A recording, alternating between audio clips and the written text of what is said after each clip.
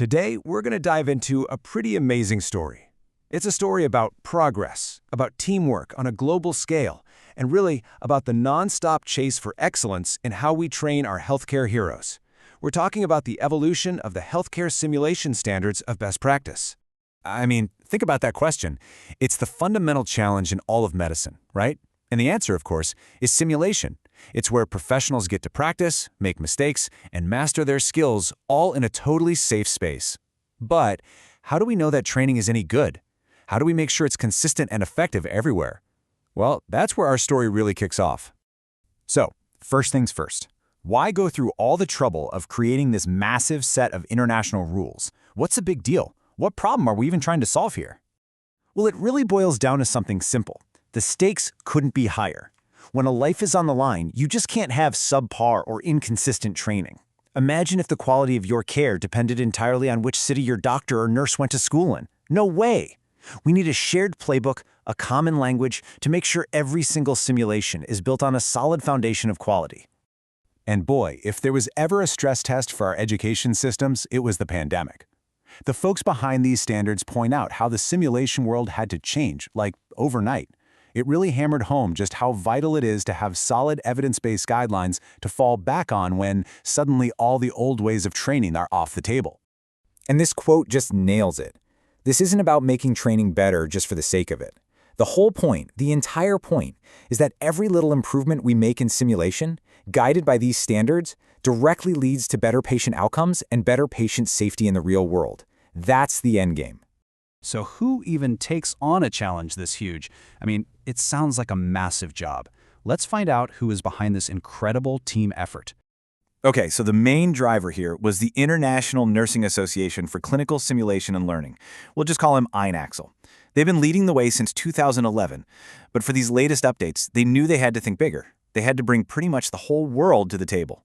And when I say the whole world, I'm not kidding. Check out this number. Over 20 different global organizations pitched in. We're talking about groups from the US, Australia, India, all over the place. A truly global brain trust.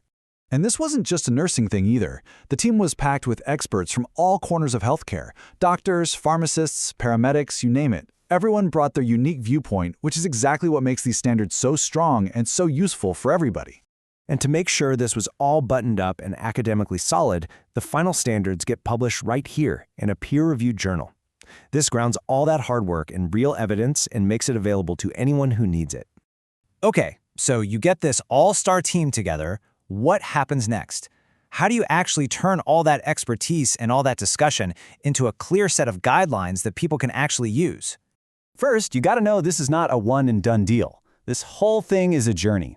The first standards came out way back in 2011. Then the revision process for the newest ones kicked off in 2018, leading to a huge release of updated and totally new standards. This is a living, breathing project that's always getting better. And the process itself is super rigorous. It all starts with asking the community, what do you need? Then they do a deep, deep dive into all the latest research. After that, the experts spend hundreds of hours debating and hashing things out. Only then, after all that, are the standards ready for the world. And I just love this quote from the team. It reminds you that behind all the formal processes and academic papers are real people who are pouring their hearts into this work. It really puts a human face on the massive effort it took, especially since they were doing a lot of this during a global pandemic. All right, let's get to the good stuff. What did all this blood, sweat, and tears actually create? Let's take a look at the core standards themselves. So, one of the biggest things to come out of the latest update wasn't just small changes. Based on all the new research and feedback, the team realized there were two really important areas that needed their very own brand new standards. First up is professional development. The idea here is simple. It's not enough to be a great doctor or nurse. To be a great simulation educator, you need special training. This standard makes sure the folks running the sims are always learning and growing right alongside the students. And the second new one is pre-briefing. This is all about what happens before the simulation even starts. It's that crucial moment where you set the stage, make sure everyone knows the goals, and create a safe space to learn. It's basically setting everyone up for success. Now, within all the standards, INACSL highlights these four as the cornerstones. You can think of them as the absolute non-negotiable pillars of any great simulation. You've got pre-briefing, which we just talked about, then facilitation, that's guiding the simulation itself, professional integrity, which is about ethics, and finally, debriefing, that super important reflection that happens after it's all over. So the standards are out there, the work is done, we can all go home, right? Well, not so fast. Let's head into our final section to see what happens next. The people who wrote these are really clear on this point. These standards are not meant to be a rigid checklist you just follow blindly. They call them aspirational guides and living documents. The goal isn't just to check a box, it's to spark conversations and inspire everyone to keep getting better. And this just perfectly captures that forward-thinking spirit. The project ends with a direct challenge, a call to action for the entire simulation community. It's basically saying, here are the tools. Now go out there, keep innovating, share what you learn, use these standards, and never ever stop chasing excellence. It's an open invitation to join the evolution. And that brings us full circle. This whole massive global project to improve simulation training, it's not just some academic exercise.